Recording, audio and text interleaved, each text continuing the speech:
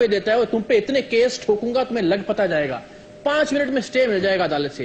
यानी पहली धमकी हर दगाबाज, हर फ्रॉडिया, हर फरेबी आपको अदालत की ओट में छुपने की देता है। मैं अपनी मिसाल आपको दे रहा हूं, यहां पे जाली आमिल के एक एक सबूत पूरा पाकिस्तान जानता है, हमने जब भी कोई प्रोग्राम किया सबूत के साथ किया, उस पर स्टे जाली आमिल ने ले लिया हाईकोर्ट से जाके। अब उसके खिलाफ आप कोई बात नहीं कर सकते, वो आमिल लूटने का काम जारी रखे हुए है।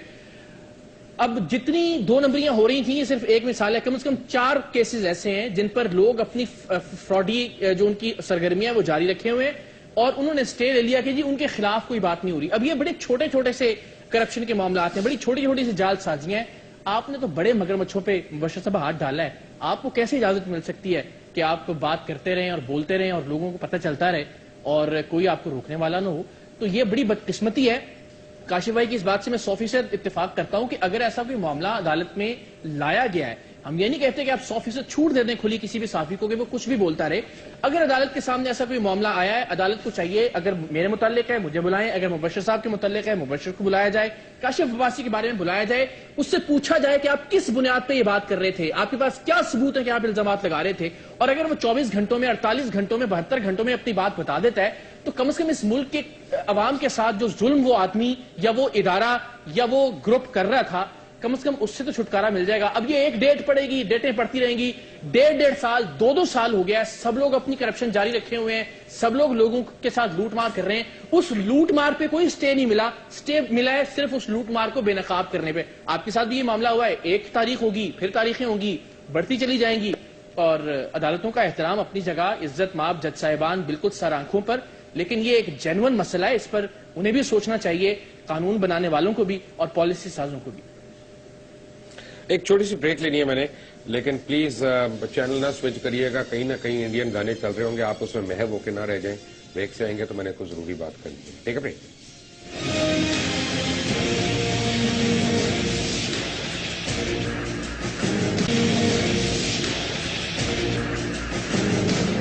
Welcome back from the break.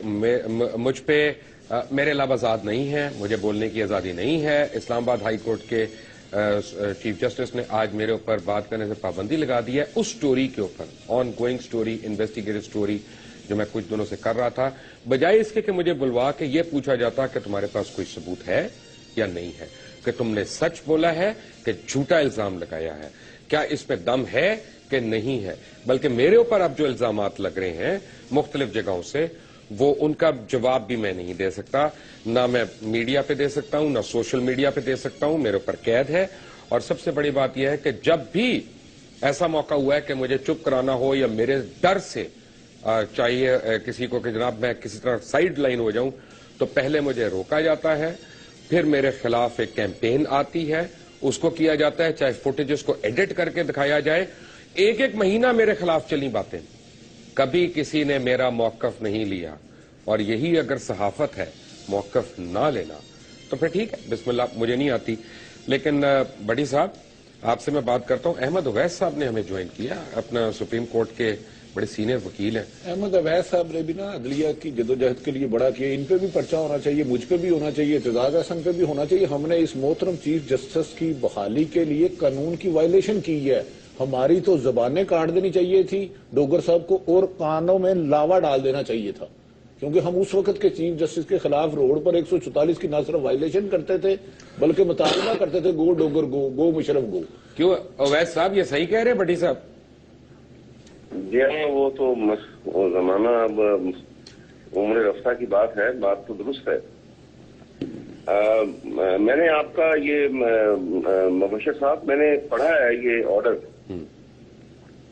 और पहली बात तो ये है जो मैंने इसके ऑर्डर को पढ़ा है, पहली बात तो ये है कि मुझे तो बादी नजर में महसूस होता है कि ये दावा जो है ये नॉन मेंटेनेबल है।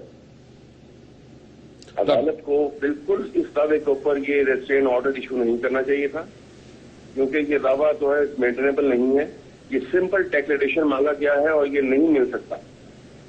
एक तो चाहिए था अगर जियो को या जिस प्लेंटिफ जो भी है इसने आपके खिलाफ अगर कोई केस करना था तो चाहिए ये था कि वो चाहिए ये था कि वो suit for damages for slanderous language और फॉर डेफोमेशन वो डैमेजेस क्लेम करते और उसमें आपसे एक रेस्ट्रेन ऑर्डर मांगा जाता और डिक्लेरेशन लिया जाता, तो फिर सूट की नौयत जो है कुछ और होती। जिस शक्ल में ये दावा दायर किया गया है ये मेंटेनेबल नहीं है और ये रेस्ट्रेन ऑर्डर जो है ये गलत इशू है। इसको आप कंटेस्ट कीजिए, ये खारिज हो जाएगा, पहली बात। दूसरी बात ये है कि इसमें लिखा हुआ है कि ये बड़ा ऑर्डर जो है ना, ये ऐसा ऑर्डर है कि ये आपके ऊपर कोई पाबंदी नहीं लगाता। इसमें लिखा हुआ है कि in the meanwhile dependents are restrained from libelling, printing, publishing और broadcasting any of the statements defamatory to the plaintiff. और डेफेमेटरी स्टेटमेंट तो वो होगी जो सच ना हो। अगर आप खरा सच में सच बोल रहे हैं तो वो कोई डेफेमेशन नहीं है, और अगर वो डेफेमेशन नहीं है और डेफेमेटरी स्टेटमेंट नहीं है तो आपके ऊपर कोई पाबंदी नहीं है। इसलिए इस स्टे ऑर्डर से तो आपके ऊपर कोई पाबंदी नहीं लग सकती। अब मैं क्या करूं? अब बात यह है कि मेरे ऊपर इल्जामात लगाए गए आज सुबह को और अपने कुछ इल्जामात तस्लीम कर लिए, मैं उनकी बात भी नहीं कर सकता। आपने नहीं, देखा? आप कीजिए, मैं बाद में आपको बता रहा हूँ, कहीं रहेंगे आप बिला झिझक आप बात कर सकते हैं, क्योंकि ये जो ऑर्डर मेरे सामने है इसके अंदर जो उसने इस दावे में, क्योंकि दावा हमारे सामने नहीं है, जो प्रेयर है उसकी वो लिखी हुई है, उन्होंने जज साहब ने इनकॉर्पोरेट की हुई है अपने ऑर्डर के अंदर। उसमें यही मांगा हुआ है कि ये डिक्लेयर किया जाए कि एलिगेशन जो है फॉल्स हैं, झूठे हैं और बेसलेस हैं अगेंस्ट द प्लेंटिफ्स, और परमानेंटली रिस्ट्रेन किया जाए कि डिफेंडेंट जो है वो कोई लेवल ना करे ऐसे एलिगेशन। मुझे अहमद साहब ये बताएं कि जनरली ये प्रैक्टिस है कि आपने अभी नोटिस दिया और अभी आपको डेट मिली और मिनटों में आपने वो उसका एक रिस्ट्रेनिंग ऑर्डर लगा दिया, और जिसके खिलाफ लगा रहे हैं उसको या उसके वकील का मौकफ भी ना सुना जाए? क्या ऐसे प्रेसिडेंट्स हैं हमारे पास अदालतों में? सब ये होता है, मैं बताऊं, ये होता है, ठीक है। इसको अबूरी हुक्म कहते हैं कि इंटरम ऑर्डर है, ये एक टेम्पररी इंजंक्शन जो है, लेकिन ये गलत है। कानून बड़ा वाज़ेह है। कानून ये भी कहता है कि स्टैच्यूट ये प्रोवाइड नहीं करता या किसी बड़े से बड़े जज को भी अथॉरिटी नहीं देता कि वो एब्यूज ऑफ अथॉरिटी करे। जो पार कॉन्फ्रेंस करता है, अगर कोई स्टैच्यूट या कोई लॉ या कोई कानून किसी जुडिशियल ऑफिसर को या किसी जज को, तो उसको ये इख्तियार नहीं है कि वो एब्यूज करे, अपने इख्तियारात का नाजायज इस्तेमाल करे। ये कानून इजाजत नहीं देता, बिल्कुल नहीं देता। सुप्रीम कोर्ट की अपनी जजमेंट है इसके ऊपर बेतहाशा। एक मिनट आप मेरे साथ रहिएगा अहमद साहब। आपने आज पढ़े हैं बयानात? मैं तो नहीं पढ़े भाई, मुझे तो अदालत का हुक्म आ गया, मैं ना पढ़ूंगा, ना दिल खराब करूंगा, दिमाग खराब करूंगा। देखें मुबशर, ये मेरे पास एक अखबार है लोकल, उसकी ये स्टोरी है। इतनी प्लीज मेरे प्रोग्राम पे नाम ना लेना। नहीं, मैं नाम आप नहीं लेता। इसका फर्जी नाम दे दें। इस अखबार का नाम है टोट बटोट, कोई भी अखबार है। नहीं अच्छा भाई, मेरा मतलब है प्लीज ये डेफेमेटरी नहीं है, मैं नाम नहीं ले रहा और कोई मेरा मसला है। हम नाम नहीं लेते। गुजारिश ये है, इस जो ऑर्डर का आज मुझे मकसद नजर आया है, पंजाबी की मिसाल है, डाडा मारे थे रोन भी ना दे। यार इसमें आपने एक और एक्सप्रेस के ऑनर है, उनको अल्लाह ताला माफ करे, उनकी इस बुरी तरह से किरदार कशी की है, और आप कह रहे हैं कि वो जवाब भी ना दे। यार ये खुदारा, ये जज साहबान क्या करें? ये स्टे ऑर्डर किस बला का नाम है? ये ताकतवरों का गुलाम है स्टे ऑर्डर। हमने वेज अवार्ड के लिए 2000 से केस लड़ रहे हैं, आज तक वो इन्होंने मालकान ने, चंद मालकान ने उसका स्टे लिया हुआ।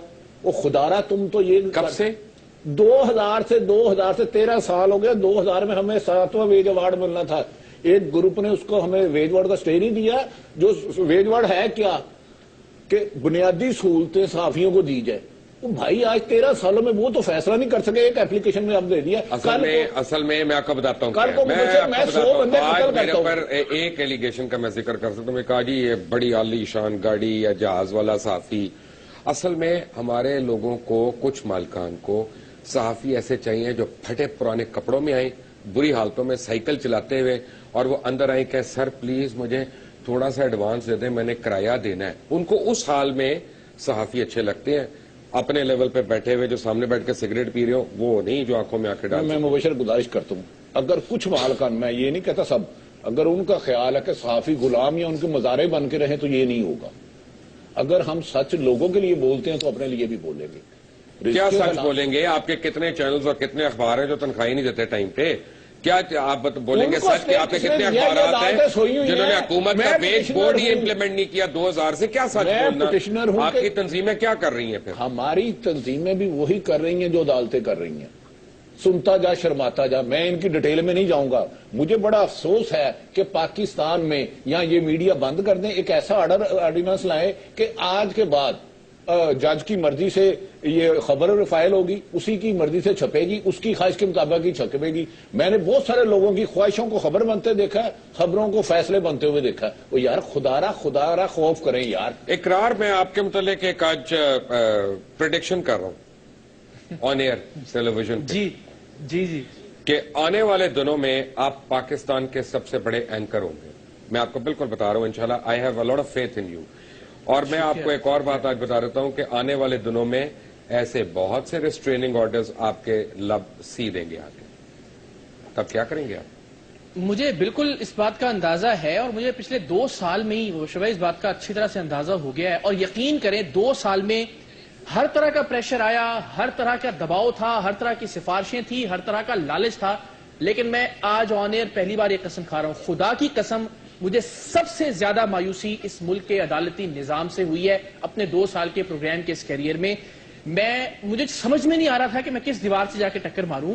مجھے توقع یہ تھی کہ مجھے بلایا جائے گا, میں سارے ثبوت لے کے جاؤں گا اور عدالت کہے گی کہ بہت اچھا کام کیا آپ نے, اور جو سٹے آرڈر لینے گیا تھا اسے الٹا لٹکا دیا جائے گا. اس وقت اتنے ثبوت تھے میرے پاس اس کے خلاف, لیکن سٹے دے دیا گیا. آج 2 سال ہونے کو آئے ہیں, میں اس کا نام نہیں لے سکتا, میں اس کے کردار کے حوالے سے کوئی بات نہیں کر سکتا, میں لوگوں کو بتا نہیں سکتا کہ وہ اس وقت بھی آپ کو لوٹ رہا ہے, ڈالرز میں, پاؤنڈز میں, پاکستان کا ہر غریب آدمی لوٹ رہا ہے اس کے ہاتھوں.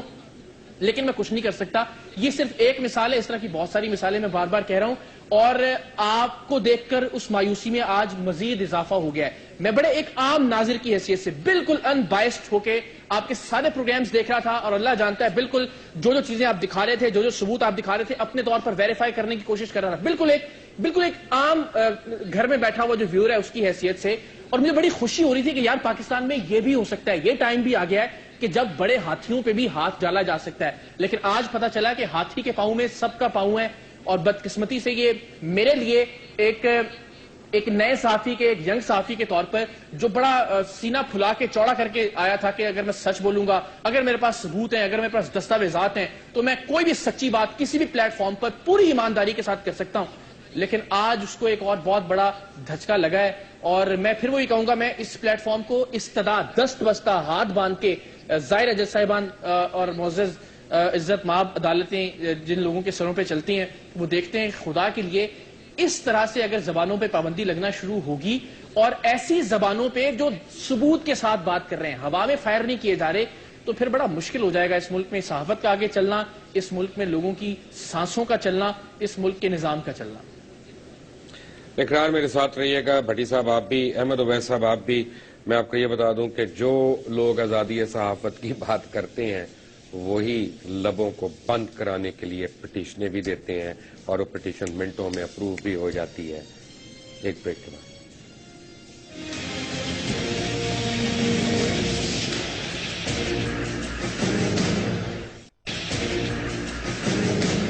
Welcome back.